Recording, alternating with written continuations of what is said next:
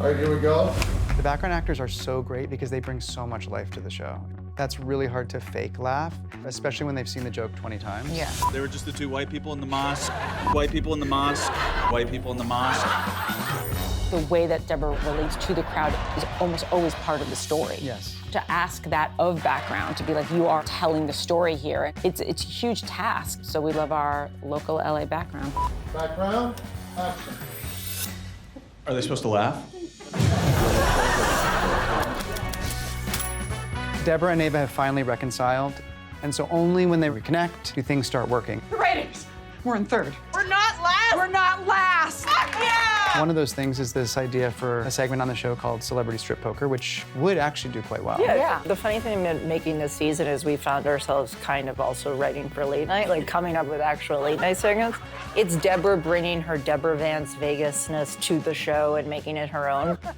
It's hard to ask celebrities to become nude. Yeah, they were so game. They absolutely rule. Do this all night. Keep going. That was great. Yeah. Hi. Much like Deborah and Ava, Jimmy and Caleb are finding themselves at odds about their management styles. Here you go.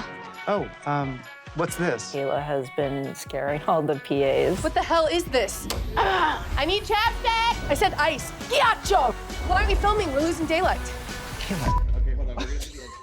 It's so funny. Like, really scary. You got scared. Oh my God. In Kayla's defense, she is looking after Dance Mom. And Dance Mom is starting to be crazy. Dance Mom opens the door wearing nothing but boxers and an open robe. Hi. Hey. It's a classic Hollywood story. She made it big. She's now the featured sidekick on Deborah Vance's show. She has a great paycheck, and she's spending it on drugs and alcohol. And a weekly rental at Adam Levine's house. Jimmy and Kayla walk through Dance Mom's insane place. What is the rent on this place? $25K? You're spending $25,000 a month? No. A week. Jimmy is dealing with so much between Dance Mom, Deborah and Ava's situation. Oh! And now This is Lassie has bit him. What if your scream is so loud that it echoes. Sure. I'll just do a series. Ow! Ah! Fuck! Kayla! Ooh, fuck Kayla!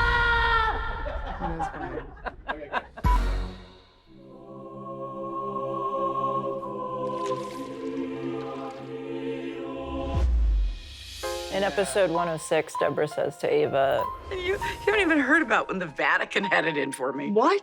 it's always canonically been that Deborah has had a feud with the Catholic Church. So when Deborah finds out that DJ's raising AJ Catholic, it feels like it's about me, because everything's about me. She just makes moments about her. Deborah steps to the priest offering the wine and takes a sip. Not bad. Her relationship with her daughter, I think, is very sad. There's not really a lot of salvaging to be done. That's it. You listen to me. You will not ruin anything for him. The cycle of narcissism stops here. I think that does happen with people once they have a child. They have to reevaluate some of their more toxic relationships. Oh, you're threatening me? Yeah, I am. It's clear that DJ's been going to therapy. She's been on a lot of Reddit threads, and she's learned terminology. So help me God, I will go something known as LC. Low contact. Or NC. No contact. She's really ready to put those boundaries up with Deborah, finally. I asked you to be his godmother because you understand my mom. I wish I could have the relationship that you guys have, but I can't. Ava and DJ are interesting. I don't think DJ ever resents Ava. There's a familial dynamic there. In the past, there almost was this sense that DJ is kind of like a little sister. Ava can kind of like help her out when it comes to the roast. Or being at her booth at the jewelry fair. Like, it's cool to have DJ growing up in this way and to have that a little bit flipped now.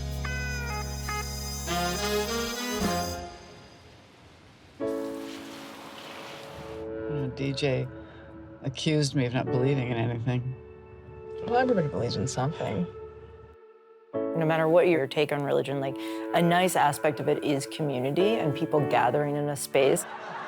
I guess you could think of being on stage as Deborah's church, especially when it's going well. We all want to have a positive effect on other people. When you make a group of people laugh, or even one other person laugh, the connection that you feel with them is magical. And it reminds her of the power that she has with this platform. He makes his way over and plops down on the couch next to her, a la Johnny Carson.